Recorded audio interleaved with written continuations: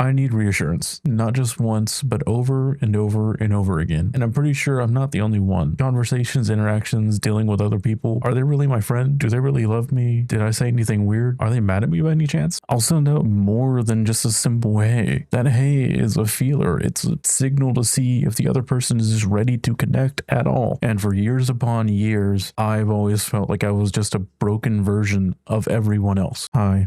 My name is Brandon, and I am a late self-identifying autistic man. And for a long time now, I have felt out of sync with this world. This is finding my own rhythm.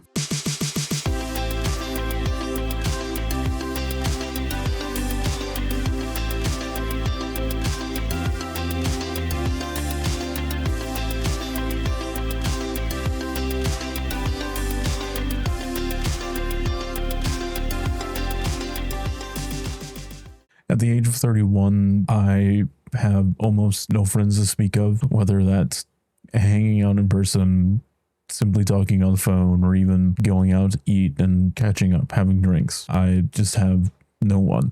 This has led to feelings of abandonment by friends and peers who have often excluded me from social events as if it was on purpose.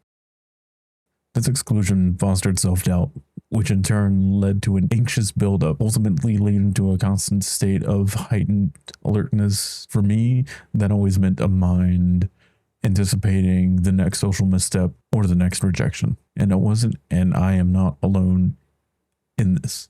Up to 87% of autistic people can experience significant anxiety compared to just 18% of the general population. This kind of anxiety is just not about being worried.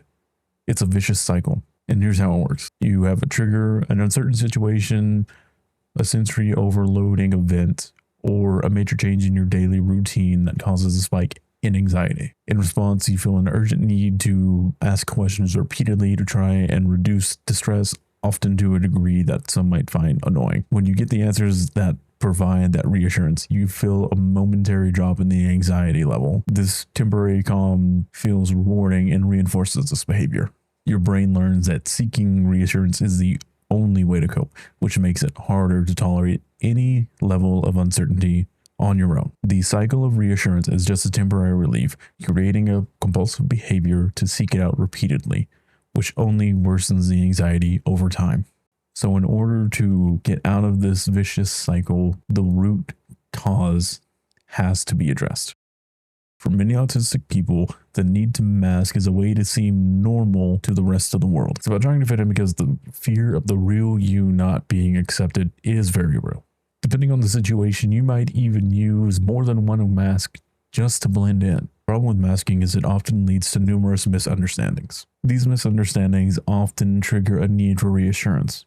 When communication isn't clear, it's a huge problem in any relationship, and the issues, they won't go away until they're sorted out or the relationship ends, which can be extra stressful for someone with autism. So what causes these so-called misunderstandings? It's what Dr. Damian Milton calls the double empathy problem. It's the fundamental mismatch in communication styles between neurotypical and neurodivergent people. Autistic people often communicate in a very direct way. We have sensory sensitivities and a very strong preference for routine. When we ask for clarification, it can often come out as needy or insecure.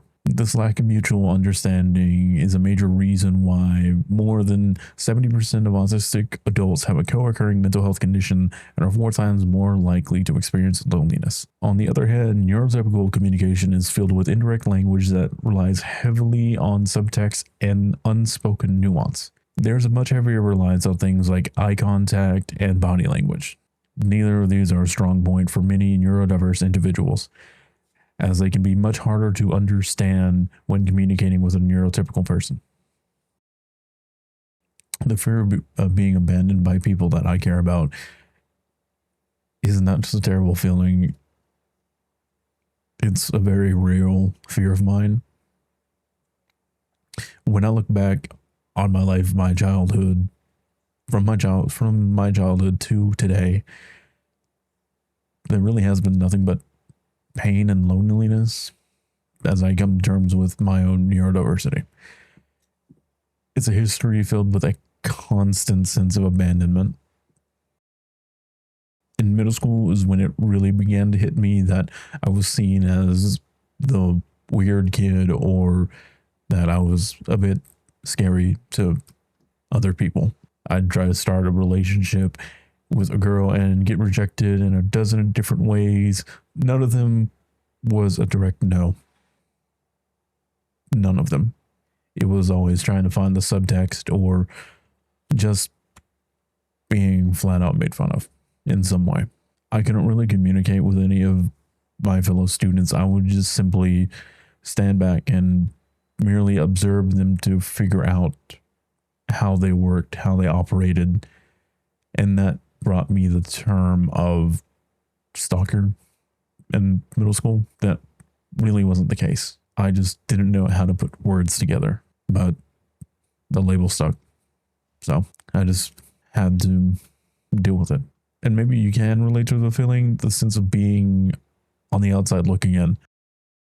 When there were people that did try to be my friend, I often would cling to them like we were in the middle of the ocean and they were the only life raft for miles. Often, more times than not, the friends that I had were actually the friends of my older brother, and I was merely the friend by proxy because I was my brother's plus one. Even today, his friends will still welcome me, but I feel like they only welcome me when I'm with my brother. Otherwise, like I mentioned earlier, I have no one around. There was this one time when I was in middle school, and who I assumed were my friends via athletics, decided to kick me off the table that we all shared at lunchtime because I didn't want to be the janitor while we were on a trip. I didn't want to clean up after everyone else. I just cleaned up after myself, and I was told that I was no longer allowed to sit at that table and had to move somewhere else. At the new table, I just knew I didn't fit in. Everyone else had a dynamic already, and I was sitting on the outside, still looking in,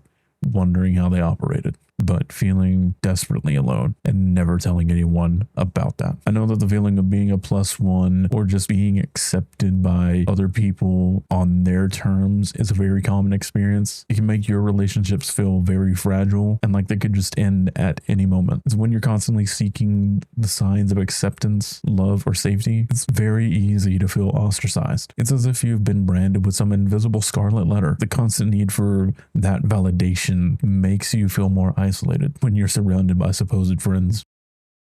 When you don't know the rules, it's very easy to break them. How was I supposed to know that not looking someone in the eyes was wrong? Your arms or legs or the wall behind you it's so much easier to look at. I'm sorry that I'm staring a hole through you. I don't mean to. I'm just more interested in the wall behind you. Whenever someone tries to look at me, they often tell me, wait, who are you looking at? I'm often thinking, why are you looking at my eyes? Look at my right one because my left one is lazy and it's looking somewhere else. Living in this neurotypical world is very hard. The slightest misstep will often get you labeled as the weird person, the weird kid, and it's just begins the shunning. These unspoken rules, they're never explained. Like, neurotypical people just know them by heart. But as a neurodivergent person, you know you can't accept these rules. You want to have them explained. Like, how is this done? Why can I not get this simple thing explained? Can someone tell me what it is that I'm supposed to do in the situation? Oh, you're not going to tell me? I'm just supposed to know? I can't do that. I cannot accept that. Besides, who even came up with these rules?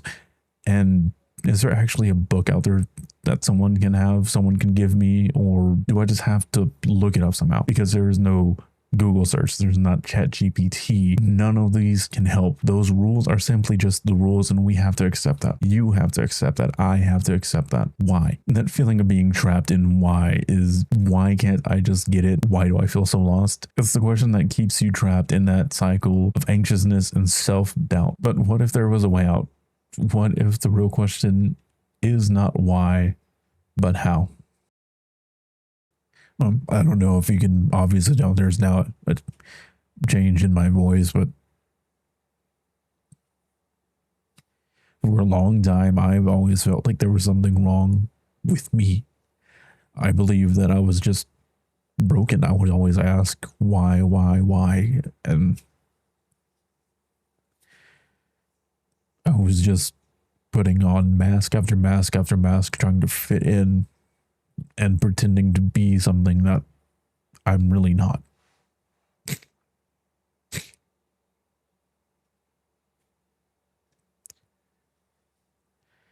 It's almost like at this point, I don't know who the true me is. And I'm just now getting back to who that person actually is. This will probably be the hardest part, because to start, before you can ask anyone for help or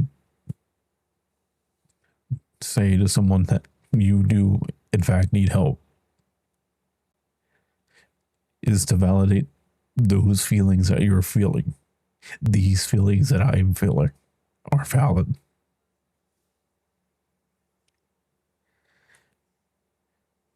If you can acknowledge that without harsh judgment on yourself, it can help that changing your mindset from why to how. You have done nothing wrong. You've never done anything wrong. But the feelings that you're feeling are valid feelings. There is no wrong feeling here. Everything that you are feeling currently is valid.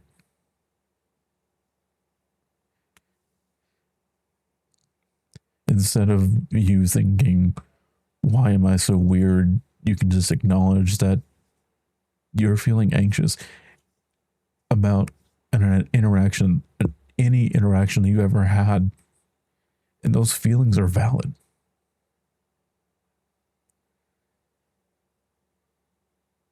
It really is a simple act, but it can help you build that foundation within yourself.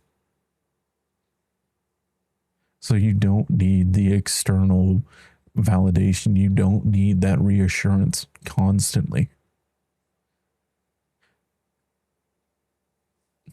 It can help you start feeling and accepting yourself for who you are. Once you begin the process of validating your feelings, the next step you can take is working on your communication. Again, it is very direct to some people, but if you can state your needs in a clear way, it can move things from I need emotional support, emotional reassurance, to I need help. Can you help me? It is actionable help. Remember the double empathy problem that we discussed earlier, which describes that fundamental mismatch in our communication styles? Those differences often lead to the misunderstandings that need to be reassured. So instead of trying to ask anyone, do you think I'm annoying?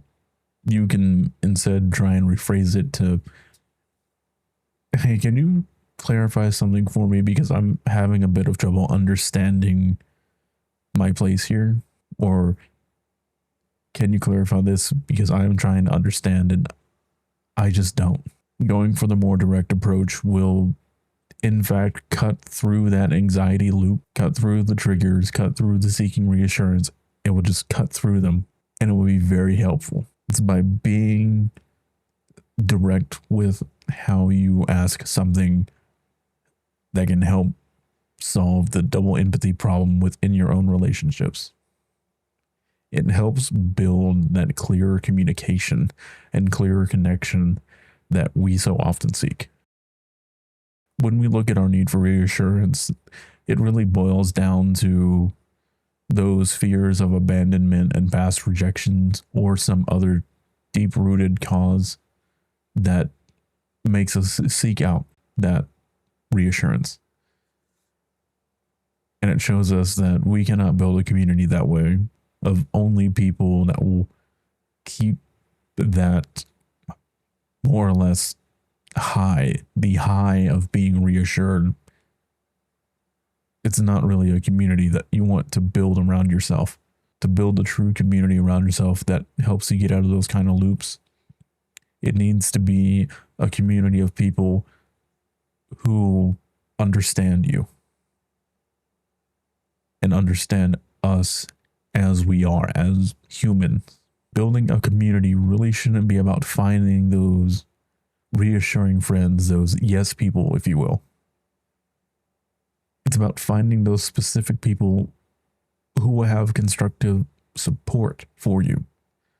You can look for friends who offer the direct explanations for when you don't understand things. They can help you with the unspoken social rules. Hey, I'm not understanding this. Can you help me real quick? Like, oh yeah, they want you to do this here. It's almost as if you had a tour guide in a foreign country and they were telling you about the customs of the country. So, oh yes, we do this here. These people can also listen without judgment. Whenever you share information about yourself or share your feelings with them, there's no judgment whatsoever. They're just happy to listen and let you talk. They will also provide very actionable help when you need it. Instead of the generics, hey, I'm here for you. I feel that too, buddy. Those generic platitudes that are just often used by everyone and they mean almost next to nothing. In all fairness, seeking those types of friends can foster relationships with people that truly support you and create a wonderful community to help you move on from those why questions that are swimming around in your head and to wondering how. How can I be better? How can we communicate better? Our need for reassurance is not a flaw. It is not a flaw whatsoever. It is just a symptom that's rooted in our history of being misunderstood and feeling out of sync with this world around us. And for many of us, it is a learned behavior. It's just a way to cope with the constant state of anxiety. But as you can see, that cycle can be broken. And it just simply starts with self-validation, clear communication, and finally building a community around yourself of people who will and can help you when you need them. This journey really, it won't be easy. There are going to be some tough times. You'll even stumble every now and again. But the way your brain works, the way my brain works, the way that anyone else's brain works, be it neurotypical, neurodivergent, it's not a mistake. You're just on your own wavelength. You're on your own rhythm, and you can build and maintain your life however you want to. You can find people that like your rhythm and they will just simply want to dance with you in this world.